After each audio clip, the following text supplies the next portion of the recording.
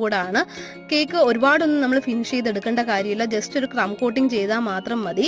പിന്നെ നമ്മൾ ഇതിനകത്ത് ചെയ്യുന്നതെന്ന് വെച്ച് കഴിഞ്ഞാൽ ഈ കേക്ക് ഒരു ലെയർ നമ്മൾ നല്ലപോലെ ബേക്ക് ചെയ്ത് ബിസ്ക്കറ്റ് പരുവത്തിലാക്കിയിട്ട് അതൊന്ന് മിക്സിയിൽ പൊടിച്ചെടുക്കുന്നുണ്ട്. ഇതിൻ്റെ ഔട്ടർ ലെയറിൽ ഫുൾ കവർ ചെയ്യാൻ വേണ്ടിയിട്ടാണ് ആ ക്രംസ് വെച്ചിട്ട്. അപ്പോൾ ഇനി നമുക്ക് ചെയ്യാനുള്ളതെന്ന് വെച്ചാൽ ഹണി ബീൻ ഉണ്ടാക്കാനാണ്. അതിനായിട്ടൊരു യെല്ലോ ഫോണ്ടൻ്റ് ഓവൽ ഷേപ്പിൽ നമ്മൾ റെഡിയാക്കിയിട്ട് ബ്ലാക്ക് ലൈൻസും 2 ഐസും പിന്നെ 2 കുഞ്ഞു ചിറകൾ വൈറ്റ് കുഞ്ഞു ചിറകളും വെച്ച് ഹണി ബീനെ നമുക്ക് സിമ്പിളായിട്ട് ഉണ്ടാക്കിയെടുക്കാം. ഇനി നമ്മൾ നേരത്തെ മിക്സിയിൽ പൊടിച്ച് വെച്ച ക്രംസ് കേക്കിൽ ഫുൾ കവർ ചെയ്തെടുത്ത് കഴിഞ്ഞാൽ കേക്കിൻ്റെ ഫിനിഷിങ് ഫുൾ കഴിഞ്ഞു. എന്ത് സിമ്പിളായിട്ട് പണി കഴിഞ്ഞെന്ന് കണ്ടില്ലേ.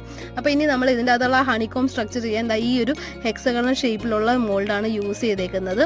ജസ്റ്റ് പ്രസ് ചെയ്ത് കൊടുത്താൽ മതി. ഇനി പിന്നെ നമ്മുടെ എന്തെങ്കിലും വിഷസ് ഉണ്ടെങ്കിൽ അത്, അതേപോലെ ഈ ഹണി ബീ, പിന്നെ ഹണി ബീ പോകുന്ന ഒരു പാത്ത് നമ്മൾ ജസ്റ്റ് ബ്ലാക്ക് ഫോണ്ടൻ്റ് വെച്ച് ചെറിയ ലൈൻസ് പോലെ ഉണ്ടാക്കി ഇടുന്നുണ്ട്. ഇത്രയും സിമ്പിൾ ആൻഡ് ഈസി ഡിസൈനാണ്. നിങ്ങൾക്ക് ഇഷ്ടപ്പെട്ടോ